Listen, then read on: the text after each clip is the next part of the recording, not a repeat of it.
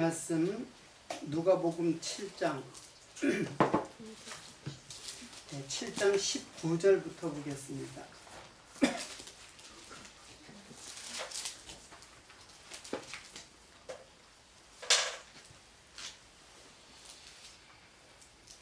네, 18절부터 보겠습니다.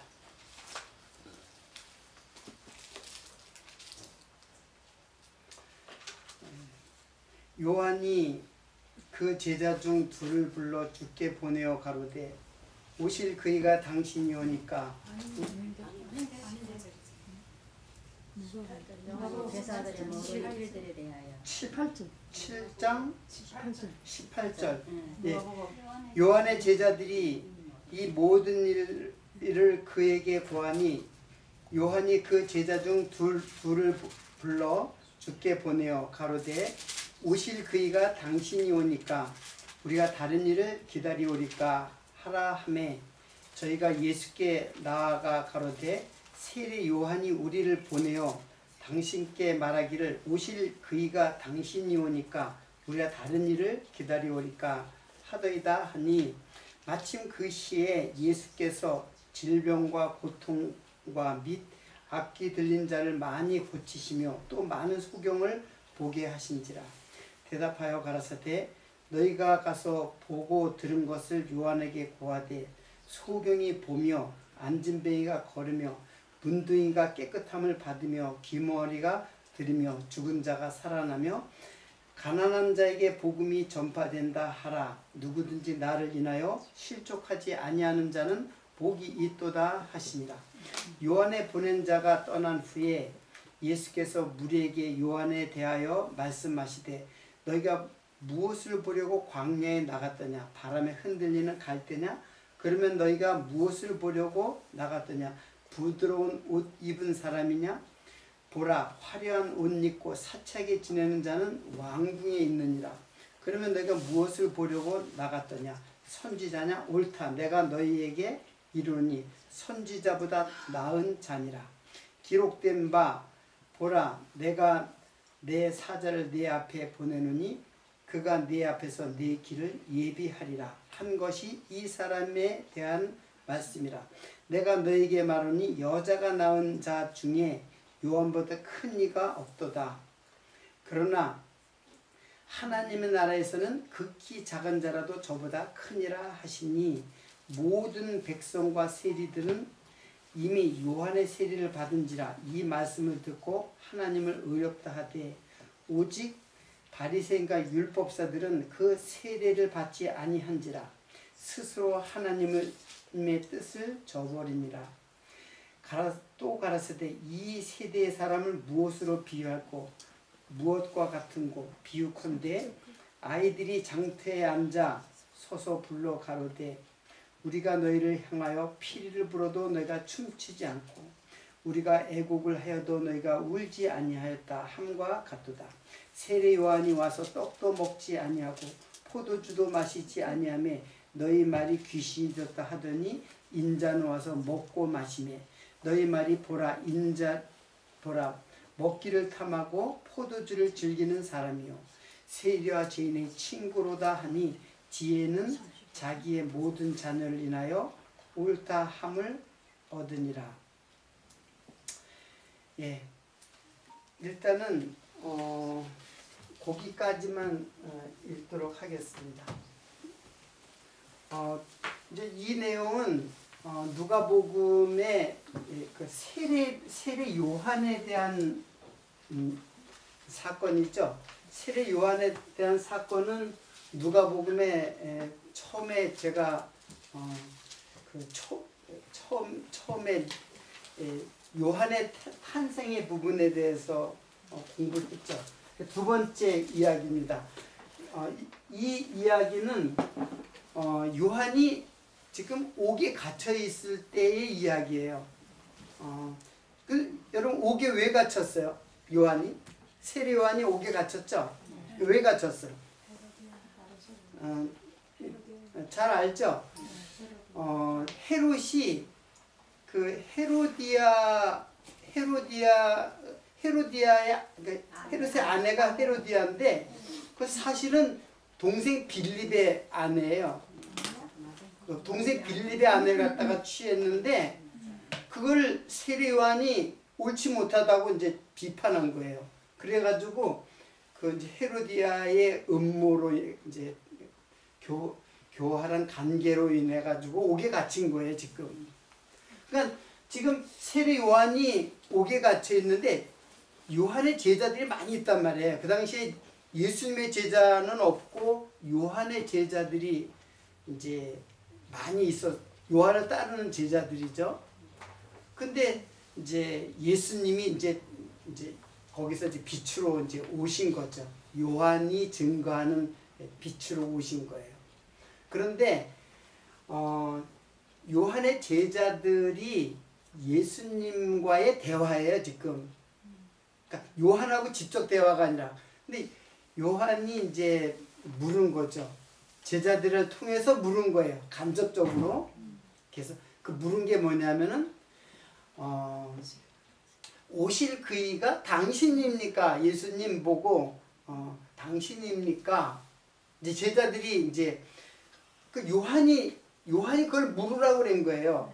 그 이제 예수님이 바로 오실 그이가 당신입니까? 할 때 그 오실 그이라는 거는 유대인들에게는 메시아를 말하는 것이고 유대인들에게는 영원한 그 대망의 메시아란 말이에요. 메시아가 오면 그리스도라는 말이거든요. 그리스도라는 말이 메시아인데 그 그리스도가 오면은 우리는 이제는 평화다. 이제 그거예요. 그러니까는 유대인이면 누구든지 백성 모두가 그 기다리고 하는 그분이 바로 당신입니까? 이제 그걸 묻는 거예요. 아니면 아직까지 오지 않아서 다른 일을 기다려야 됩니까? 이제 그 질문을 하는 거예요. 자, 그 질문을 하니까는 이제 일단 이 세례 요한에 대해서 여러분들이 잘 알아야 되는데 이 세례 요한은 잘 알다시피 율법과 선지자가 누구까지라 했어요? 세례 요한까지라 했어요. 그 율법과 선지자라는 것은 그 구약 전체를 상징하는 거예요. 여러분 율법의 대표자가 뭐 누구예요? 모세죠. 모세. 예수님이 변화산에서 그 두 사람이 같이 나타났죠. 그게 누구예요? 모세와 엘리야잖아요. 그러니까 모세는 율법이고 엘리야는 선지자의 대표자예요. 그러니까는 이게 구약이란 말이에요. 구약. 이 구약인데 구약에 예수님과 구약이 나타났는데 조금 있다 보니까는 다 없어지고 누구만 있어요? 예수님만 있는 거죠. 구약이 다 사라지는 것을 상징하는 사건이잖아요. 근데 세례 요한은 사실은 독특한 선지자예요. 세례 요한은 이제 마지막 선지자죠. 왜? 그 율법과 선지자는 요한까지니 했으니까는 이제 세례 요한은 마지막 선지자 말, 그 구약의 마지막 선지자예요. 그래서 선지자의 대표자예요. 사실은 요한은 선지자의 대표자예요. 왜? 예수님을 바로 보고 바로 증거했던 선지. 구약의 선지자, 구약의 엘리야, 많은 선지자들은 사실은 예수님을 보지도 못했어요. 약속이에요, 약속. 약속인데 그 약속을 직접 이제 눈으로 이제 보는 선지자예요. 그래서 선지자의 대표예요. 엘리야가 선지자의 뭐예요? 대표이듯이 마지막 선지자 요한도 대표예요. 그래서 요한을 뭐라 그랬냐면 엘리야라고 그랬어요, 실제로. 그게 어디에 요것이 두 개가 이제 그 사실을 증거해요. 마태복음 한번 17장 11절부터 13절까지 한번 보세요. 정말 그런가? 마태복음 17장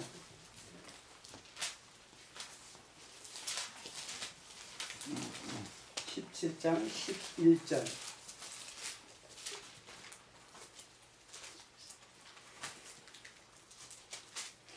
자, 그 이제 엘리야와 요한을 이제 연결하는 건데, 11절, 10절부터 보세요. 제자들이 묻자 가로되 그러면 어찌하여 어찌하여 서기관들이 엘리야가 먼저 와야 하리라 하나이까? 예수께서 대답하여 가로되 엘리야가 과연 먼저 와서 모든 일을 회복하리라. 내가 너에게 말하노니 엘리야가 이미 왔을 때 사람이 알지 못하고 임의로 대우하였도다. 인자도 이와 같이 그들에게 고난을 받으리라 하시니 그제야 제자들이 예수의 하신 말씀이 세례 요한인 줄 깨달으니라. 지금 이 모세 엘리야는 유대인들에게는 굉장한 인물, 영웅들이에요, 한마디로. 근데 이 세례 요한을 갖다 지금 예수님께서 이게 바로 엘리야다라고 하는 거예요. 무슨 말인지 알겠죠? 엘리야라고 하는 거예요. 그럼 하나님이 엘리야를 왜 보냈는가? 엘리야를 보낸 거는 여기에 나와요. 엘리야를 보낸 이유가 말라기 4장 5절로 6절 한번 보세요. 자, 마지막 절입니다. 말라기는 구약의 마지막 절.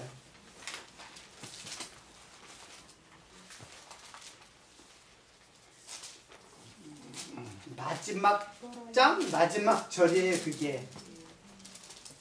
자, 보라, 여호와의 크고 두려운 날이 이르기 전에 내가 선지 엘리야를 너에게 보내리니. 자, 말라기 때는 이미 엘리야가 와서 하늘로 승천한 자예요.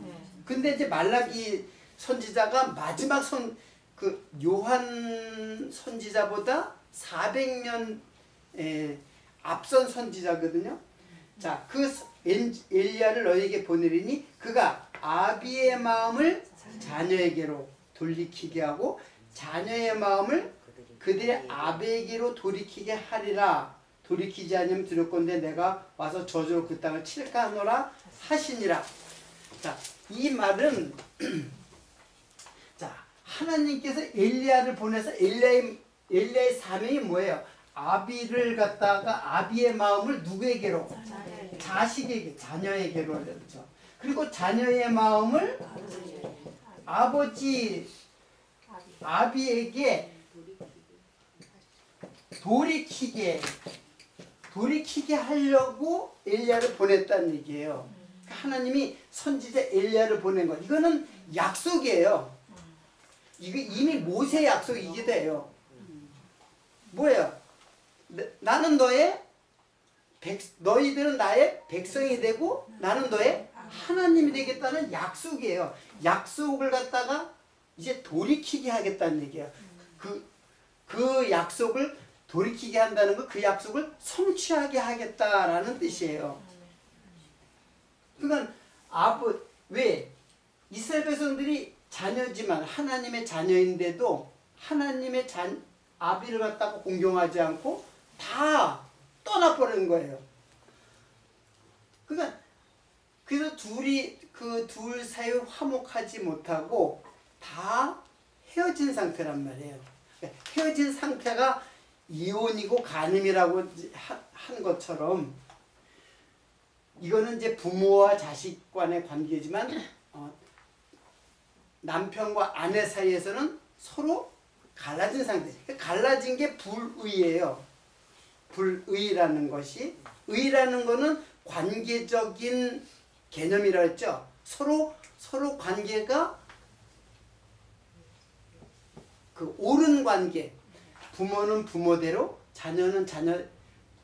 부모는 자녀를 사랑하고 자녀는 부모를 순종하는 거. 그런 관계가 옳은 관계인데 이게 깨져버렸단 말이에요. 이스라엘 역사 속에서 다 깨져버렸어요. 그래서 엘리야를 보내는 거예요. 그런데 그 엘리야가 바로 세례 요한이다라고 하는 거예요. 세례 요한이 세례를 베풀었기 때문에 세례예요. 무슨 말인지 알죠? 그리고 요한이라는 말도 의라는 뜻이에요. 요한이라는 말의 뜻이 의예요. 그러니까 의라는 거는 제가 말한 대로 관계적인 개념이라 했죠. 그냥 의라는 거는 제가 언제 설명했잖아요. 형제간의 의라는 거는 예? 그 형제간의 의로운 형제 얘기했잖아요. 부부 사이에도 의로운 의로운 부부라는 거는 부부가 서로 사랑하고 서로 순종하고 서로 관계가 화목한 관계, 부모와 자식이 화목한 관계, 그걸 의라고 한단 말이에요. 근데 요한의 이름이 의예요. 뜻이 의라고, 의로운 자라는 뜻이에요. 근데 그가 세례를 베풀었어요. 세례를 베풀었다는 것은 이 세례는 예수님의 세례와 달라요. 이 세례는 어떤 세례냐면 회개의 세례예요. 회개, 뭐예요? 물 세례인데 그 돌이키게 하는 세례예요. 그럼 누구한테 돌이키게 지금 지금 세례와는 바로 예수님을 향해서 지금 있거든요. 예수님을 향해서 지금 내 세례 받아서 너희들 구원 못 받아. 이 세례를 받고 너희들 마음을 돌이키라는 얘기예요. 누구에게로? 그렇죠. 예수께로 돌이키라는 얘기예요. 그래서 진짜로 세례, 예수님의 세례를 받아야 된다. 그런 뜻이에요. 예수님이 자신이 세례를 받고 그래서 불과 성령으로 세례를 받는다랬잖아요. 불과 성령으로. 그래서 불로 세례를 받아 자기가 죽고 성령 세례를 갖다가 이제 너희들에게 이제 베풀 그 성령 세례. 그래서 성령이 함께하지 않으면은 하나님의 마음이 자녀에게로, 자녀의 마음이 하나님에게로 돌이킬 수 없는 거죠. 그러니까 세례 요한의 세례는 그는 그 세례를 갖다가 아무리 받아도 그 세례가 바로 예수님의 세례로 모형화된 세례이지 이거 세례 받는다고 되는 것 아니에요. 모형을 받는다고 한마디로. 자, 이것이 바로 이제 세례 요한이 제자들 사이에서 일어나는 그 이제 대화였어요. 자, 이것을 이제 이미 이제 깔고 그 세례 이제 뭐라고 그러냐면은 예수님의 답변이 참 직문직답을 하지 않고 돌려서 얘기를 했죠. 이제 그게 뭐냐면은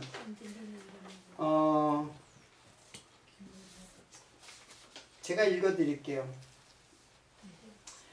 자, 예수님께서 이제 예수님이 마침 소경을 고쳐주고 질병을 고쳐주는데 제자들이 그걸 보고 와서 이제 예수님이 하는 말이에요.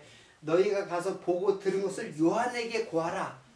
지금 제자들한테 요한한테 그렇게 얘기하라. 뭐라고 얘기했냐? 소경이 보며 안진뱅이가 걸으며 문둥이가 깨끗함을 받으며 귀머거리가 들으며 죽은 자가 살아나며 가난한 자에게 복음이 전파된다 하라. 자, 모든 질병, 소경, 특히 소경을 갖다가 고치고 이걸 갖다가 고쳐주고 그리고 가난한 자에게 뭐가 된다? 복음이 전파된다 하라. 모든 질병, 자, 모든 질병을 고친다고 하는 것, 모든 질병은 사실은 사망에 묶여있는 상태를 증상으로 보여주는 거예요. 현실 속에서 보여주는 거예요. 소경 마찬가지로 눈이 감겨진 어두움 속에 갇혀져 있는 자를 그걸 고쳐주고 있잖아요. 이렇게 고쳐주는 거고 또 뭐라 그러냐면 가난한 자에게 복음이 전파된다 하라.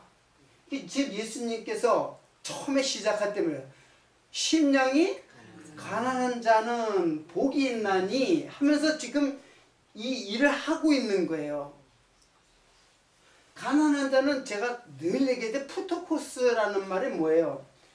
의의가 절대적으로 없는 사람, 전혀 의의가 없는 사람. 그래서 이 사람은 의의가 없기 때문에 죽어야 하는 사람.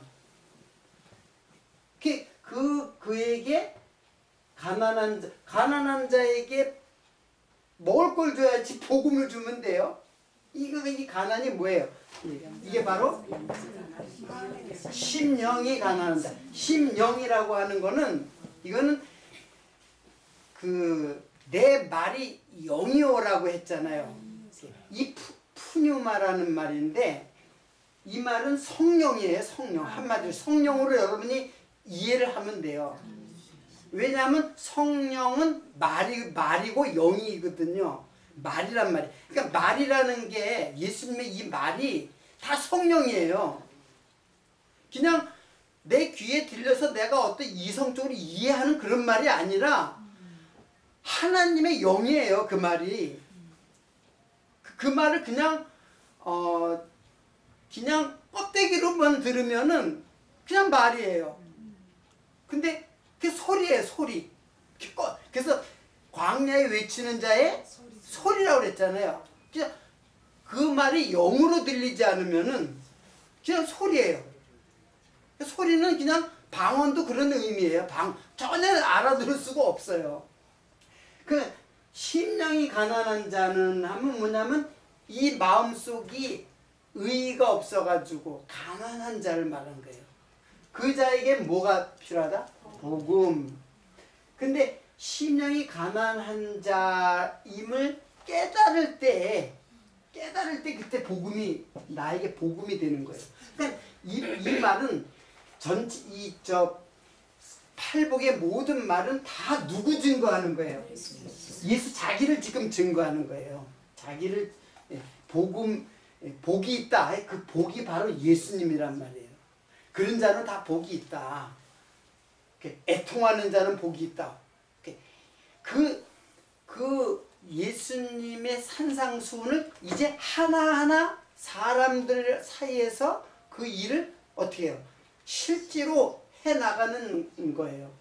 자, 근데 지금 제가 읽은 말이 이사야서에 그대로 나와요. 이사야서에 보면은 요 말이 그대로 나와요. 이건 제가 누가복음 처음 할 때 이야기를 했어요. 그게 뭐냐면은 이제 희년이라고 하죠. 이걸 갖다가 이제 누가복음 4장에서는 은혜의 해라고 그랬어요. 은혜의 해. 자, 은혜의 해라는 거는 희년을 말하는 것인데 역시 이제 제가 좀 다 설명했기 때문에 이제 장황하게 설명하지 않을게요. 왜냐하면 이거는 제가 안식을 통해서 아주 자세히 했기 때문에 그때를 다시 보면 돼요.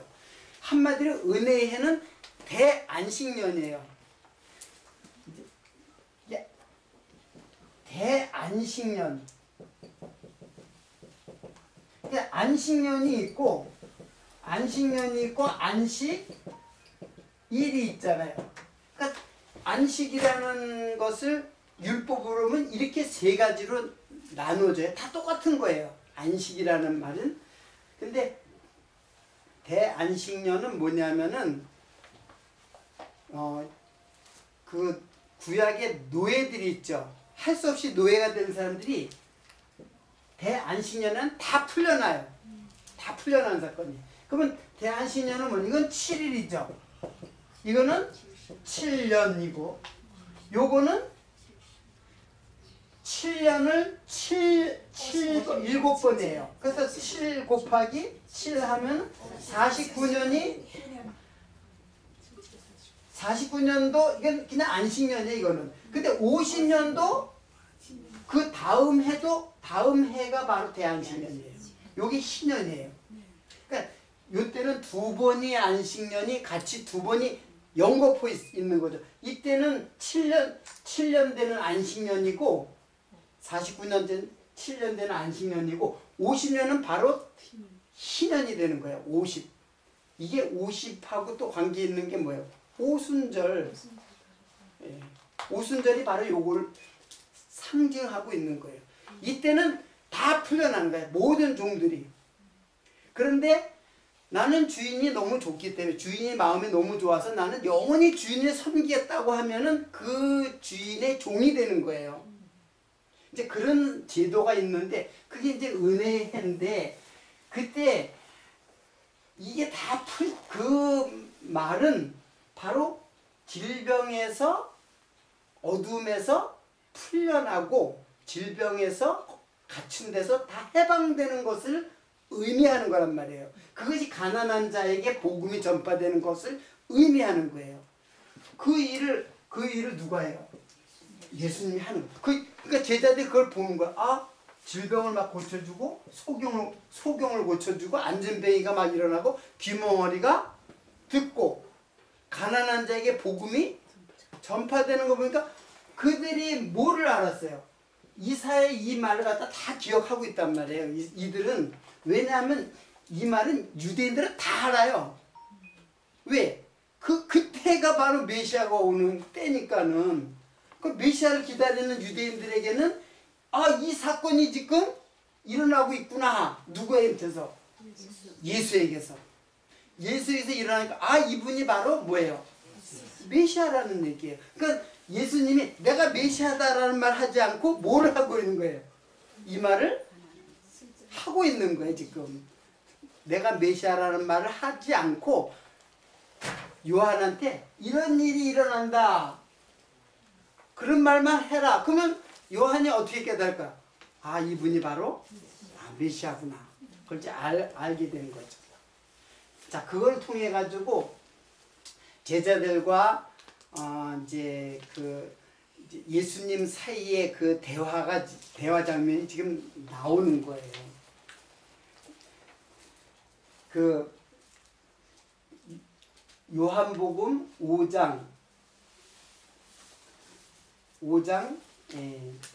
45절하고 46절 한번 보세요. 이건 이제 유대인들에게 이제 유대인들을 향해서 하는 말이에요. 자, 내가 너희를 아버지께 고소할까 생각지 말라. 너희는 너희를 고소하는 이가 있으니 곧 너희의 바라는 자 모세니라. 모세를 믿었다면 또 나를 믿었으리니 이는 그가 내게 대하여 기록하였습니다. 자, 이 두 가지 사건을 통해 가지고 세례 요한의 제자에게는 복음을 알려주고 그리고 유대인들에게는 뭐라 그러냐면 너희들 유대인들 너희들 모세를 갖다가 아까 얘기한 대로 모세나 엘리야는 이게 얼마나 제자들도 유대인이잖아요. 그러니까 모세 엘리야하고 하나님하고 있으니까 여기서 초막을 짓고 여기서 그냥 살았으면 좋겠습니다. 얼마나 모세하고 엘리야를 갖다가 굉장히 경배하고 사모했겠어요. 하나님의 종들이니까는. 그래서 자기들도 아주 높은 분이란 말이에요. 두 분이. 그러니까는 그분하고 같이 영원히 주님하고 같이 살고 싶습니다. 그렇게 했잖아요. 근데 이 예수님 유대인들을 향해서는 야, 너희들이 모세를 갖다가 그렇게 모세를 바랬지만은 너희들의 죄를 내가 너희들의 죄를 고소할 거라 생각하지 마라. 너희들의 죄를 고소할 사람은 바로 모세다. 이 바보들아 하는 말이에요. 지금 너희들이 모세를 그렇게 바라고 있는데 모세가 너희를 고소하는 자다. 그죠? 율법이잖아요. 바로 율법이에요. 율법. 엘리야도 마찬가지로 구약이란 말이에요. 다 율법에 속한 거란 말이에요. 니네들이 모세를 믿었다면 나를 믿었을 것이다. 그리고 모세가 모세에 대하여 기록한 것, 모세를 믿었으면 또 나를 믿었으면 이는 그가 내게 대하여 기록하였습니다. 그러니까 모세의 오경, 그렇죠? 모세의 기록은 뭐예요? 모세 오경이에요. 이게 율법이란 말이에요. 율법. 그러니까 율법이라는 것은 이거예요. 율법이라는 것은 그 출애굽기 20장부터 율법이 시작되죠. 20장부터 계명이 10개 계명부터 시작해서 레위기까지 쭉 나가잖아요. 그것만 율법이 아니에요. 모세 오경 전체가 다 율법이에요. 창세기, 출애굽기, 레위기, 민수기, 신명기. 더 나아가서 더 넓은 의미로는 구약 전체가 율법이에요. 그리고 더 넓은 의미로 상징적인 의미는 성경 전체가 또 율법이에요. 그러니까 율법은 우리를 고소하는 거예요. 율법은 우리 죄를 고소하는 거예요. 그러니까 율법을 지켜라고 하는 것은, 여러분들 율법을 지켜라, 율법을 갖다가 준수하라 라고 하는 것은 율법으로 너희들이 준수할 수 없기 때문에 다른 데로 돌려가라는 얘기예요. 예? 율법이 인도하는 곳으로 가라, 그런 뜻이에요. 이것은 이제 굉장히 중요한 개념인데, 이거는 아주 시간을 두고 우리가 깊이 공부해야 될 거예요. 안식일을 지켜라, 또 금식해라, 이런 모든 말들은 사실은 하나님은 역설적인 표현법이에요. 금식해라라는 말은 먹지 말라는 얘기잖아요. 반드시 무엇을 먹으라는 뜻이에요. 금식, 이거 먹으면 죽는 거야, 이걸 가르쳐 주는 거는 먹을 것이 따로 있다는 것을 말하는 거예요. 양식이 있다는 얘기를 해요. 그 양식은 다름이 아닌 선악과가 아닌 생명과죠. 생명과를 먹어라. 그러니까 선악과를 먹지 말라고 하는 것은 반드시 생명나무를 먹어야만 너희들이 살 수 있다는 것을 역설적으로 이야기하는 거예요. 율법도 마찬가지. 하나님 율법 못 지킬 거 다 알잖아요. 근데 왜 지키라고 했어요? 너희들이 율법이 증거하는 예수 그리스도. 율법이, 즉 모세가 누구에 대해 기록했다? 예수에 대해 기록. 그러니까 예수를 지금 너희들이 예수에게로 가서 너희들이 생명을 얻는다라는 것을 강하게 역설적으로 설명하는 것이에요. 율법은. 그러니까 모세, 엘리야 다 중요하죠. 다 선한 것들이거든요. 모세, 엘리야, 율법, 이게 다 선한 거예요. 근데 선한 것을 그냥 껍데기로, 문자로 그냥 받아들이면 그게 바로 뭐라 그랬어요? 그게 악이 된다 그랬잖아요. 선한 것인데, 선이에요. 선이지만은 보이는 것을 그대로 내가 받아들이면 그게 악이 된다니까요. 이 세상에는 다 선한 거예요. 이 세상도 다. 이 세상이 다 율법이에요. 사실은 어떻게 보면은 그 율법의 세상, 호코스모스라는 말이 세상인데, 세상이 다 성전이거든요. 그 세상을 보고 성전을 지었기 때문에 모세에게 식양대로 지었는데 그게 성전이란 말이에요. 그래서 율법이 다 이루어졌잖아요. 그러니까 세상도 다 뭐예요? 율법이에요. 근데 그 세상을 보고 진리로 봐야 되는데 세상은 그냥 세상으로 보는 거야. 그러니까 세상은 세상대로 보니까 먹고 살아야 되잖아. 예? 생명의 양식이 안 보이고 무슨 양식만 보여?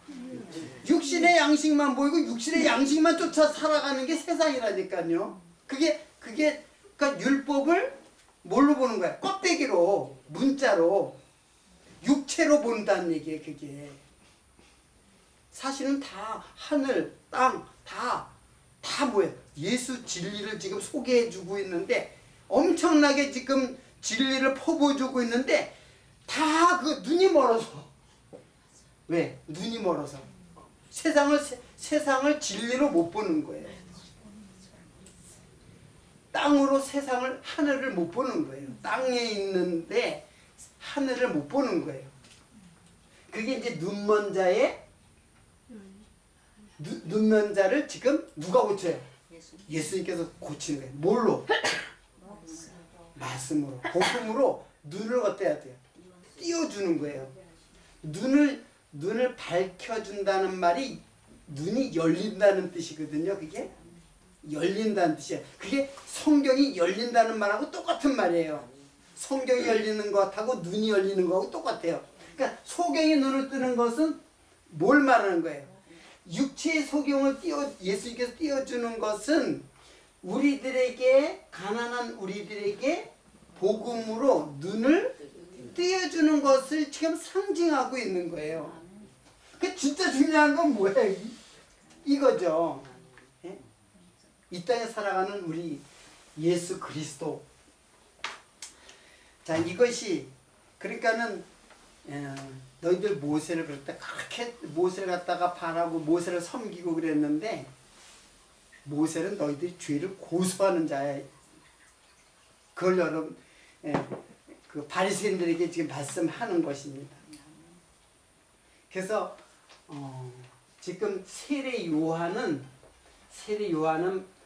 이런 일을 하는 예수에게로 아까 여기 돌이키게 하는 회개의 세례를 지금 베푸는 자다. 그러니까 진짜 세례는 어디에 있어요? 예수죠. 진짜 세례를 받아야죠. 진짜 세례. 그러니까 예수님과 함께 어떻게 해요? 죽고 예수님과 함께 살아서 하늘이 되는 자, 천국이 되는 자. 천국이 된다. 천국에 가는 게 아니라 사실은 천국이 되는 거예요. 천국이 어디 여기 있다 저기 있다 하지 말고 어디 있다 그래서 네 마음에 했다 그랬잖아요. 그러니까 내가 천국이 되는 거예요. 하늘에 계신 아버지 하나님과 하늘에, 그러니까 하늘에 계신 하나님이 하늘에 계신다는 게 아니라 내가 하늘이 됐으니까 뭐예요?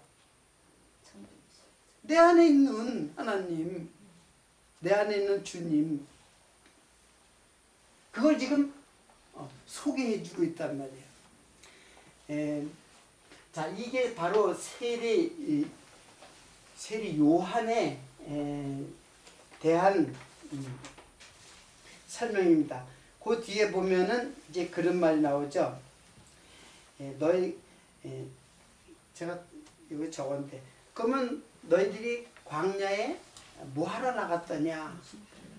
무엇을 보려고 광야에 나갔더냐? 바람에 흔들리는 갈대냐? 그런 말이죠. 너희들이 광야를 갔다가, 광야는 뭘 상징하는 줄 알죠? 세상. 광야는 세상이기도 하고 사실은 교회를 말해요. 교회.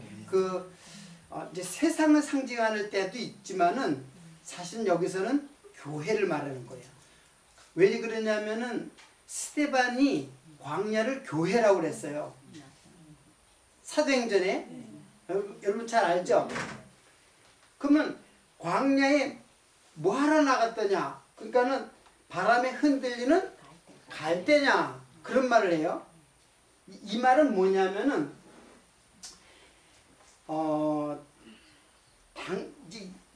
이때가 언제냐면은 여러분 역사적으로 보면은 이게 또 잘 안 지워지기 시작하네. 빡빡 지워야지 지워져. 다른 게 없어요. 이쪽에 됐어요. 아, 됐어요. 잘 지워지는, 이 정도 지워지면 저 할빈에서의 악몽이 살아나가지고. 자, 예수님이 오시기 마지막에 선지자가 말라기 선지자죠. 근데 이게 그리고 예수님과 같이 동시대에 거의 온 게 바로 요한 세례잖아요. 세례 요한. 근데 이때가 약 400년의 기간이 있어요. 선자들이 여기 쫙 거의 한 시대에 거의 모든 선자들이 있었다가 400년 예수님 오시기 400년 동안 선지자가 없어요.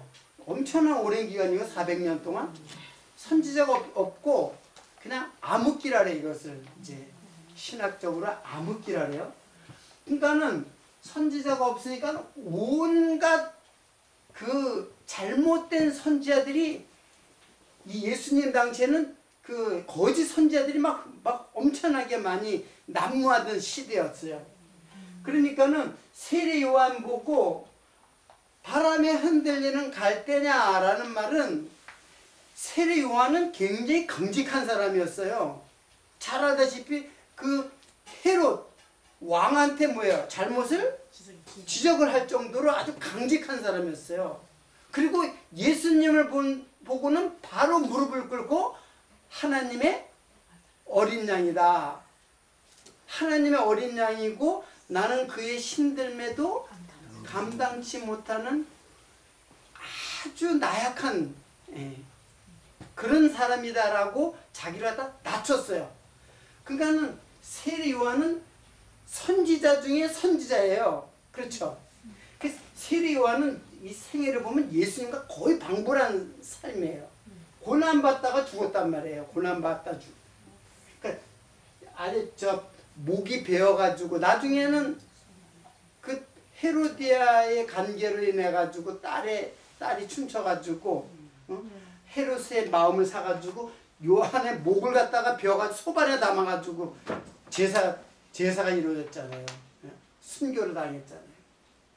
자, 이 말은 뭐냐면은 바람에 흔들리는 갈대냐라는 말은 당시에 많은 거짓 선지자들이 이랬다 저랬다 하는 거예요.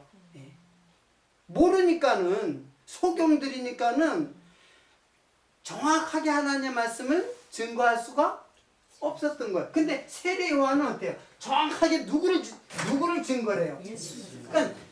그러니까 말씀을 증거하는 것은 오직 예수밖에 없는 거예요. 예수 증거하는 것이 강론이에요. 그냥 이 말 했다가 저 말 했다가 그래가지고 그게 바로 거짓 선지자라니까요. 예수를 증거하지 않으면은 그럼 거짓 선지자예요. 구약의 율법을 그냥 껍데기로다가 지키라고 하면은 그게 바로 거짓 선지자라니까요. 거짓 선지자가 다른 게 아니에요. 자꾸 우리에게 짐을 지우죠. 자꾸 우리에게 짐을 사실 그 짐을 서로 용납을 해줘야 되는데 서로 용서하는 시대가 되었는데 오히려 반대로 짐을 지워주는 자가 돼서 그게 거짓 선지자예요. 지금 광야에 여러분 광야라는 거는 교회라는 얘기. 교회 너희들 왜 갔느냐 그거예요. 우리말로 우리의 버전으로 말하면은 너희들 교회 왜 갔어? 왜 교회를 왜 가요 지금? 선지자 보려고 가는 거 아니에요. 선지자. 그러면 이 선지자는 바른 선지자. 지금 예수님께서 말씀하는 거는 이 선지자가 바른 선지자라는 것을 지금 그걸 갖다가 간접적으로 지금 증거하는 거예요. 무슨 말인지 알겠죠? 이 세례 요한은 진짜 선지자다. 하나님이 보낸 세례 엘리야가 맞다라는 거예요. 그러니까 너희들 바람 흔들리는 갈대 보려고 왔느냐? 그런 거는 저기 왕궁에 있는 자. 그 왕궁 세상에 있다 해 그런 거. 세상에 있으니까 교회를 왜 나왔느냐? 그 말하고 똑같아요. 교회 갔으면은 말씀 세례 요한의 말씀을 예수를 증거하는 말씀을 들어야지. 부드러운 옷 입을 자 보려면은 뭐하러 교회 가요? 교회 가려면 교회 그러면 세상으로 가야지. 왜? 세상에 좋은 것들이 많잖아요. 교회 좋은 거, 그 부드러운 옷 입는다는 거는 자기에게, 예? 자기가 세상의 즐거움을 찾으려고 하는, 그거, 교회 왜 그런데 그러려면 뭐하러 교회를 갔느냐? 그런 뜻이에요. 지금의 버전으로 바꾸면. 그래서 광야라는 말이 나오잖아요. 광야. 그런 자는 세상에 있다. 세례 요한은 반대로 강직한 자였어요. 바람에 흔들리는 갈 때냐? 그 다음에 나오죠. 부드러운 옷을 입은 사람이냐? 요한은 부드러운 옷이 아니라 오히려 무슨 옷을 입었어요? 약대 털옷 입었잖아요. 거친 옷을 입었잖아요. 원래 에봇을 입어야 되는 사람이거든요. 왜냐하면 그는 제사장이었어요. 제사장이 가문으로 태어났기 때문에 에봇을 입었어야 되는데 약대 털옷을 입었어요. 이것은 하나님이 선지자의 상징적인 거예요. 에봇은 제사장의 상징이고 약대 털옷은 선지자의 상징이에요. 그러니까 부드러운 옷 입은 사람 보러 갔느냐? 아니다. 세례 요한은 약대 털옷 거친 옷을 입었다. 이 말은 이가 바로 바른 선지자라는 것을 지금 예수님께서 요한이 바른 선지자다라고 말하는 게 아니라 그걸 간접적으로 얘기하는 거예요. 무슨 말씀인지 알겠죠? 그래서 이 선지자가 누구 선지자? 참 선지자인 누구? 예수 그리스도를 증거하는 자. 그래서 참이라는 말이 항상 제가 얘기했죠. 참이라는 말이 진리라는 뜻이라고 그랬죠. 진리 대신 예수님. 그러니까 만약에 이 선지자가 참 선지자를 증거하면 이게 참 선지자가 이게 구약의 선지자잖아요. 그러니까 지금으로 말하면은 예수님을 바로 증거해야지만 선지자가 되는 거예요. 예수님을 증거하지 않으면 좋은 말 여러 가지 할 수 있잖아요. 근데 예수님을 증거하지 않으면 그 사람이 바로 거짓 선지자예요. 푸뉴마 다이몬이요. 그게 뭐냐면은 그것도 말이에요. 푸뉴마라는 게 영이고 말이라 그랬잖아요. 다이몬이요. 사단이에요. 사단. 악령. 율법을 전하는 사람이 바로 악령이에요. 사단이에요.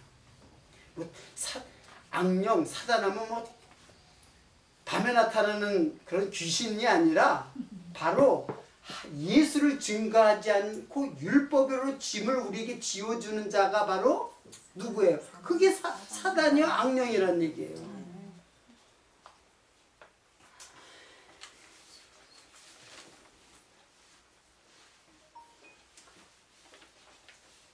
잠깐 쉬었다가 요것은 그러면 우리 식사한 다음에 식사가 아직 좀 안 됐어요. 그래도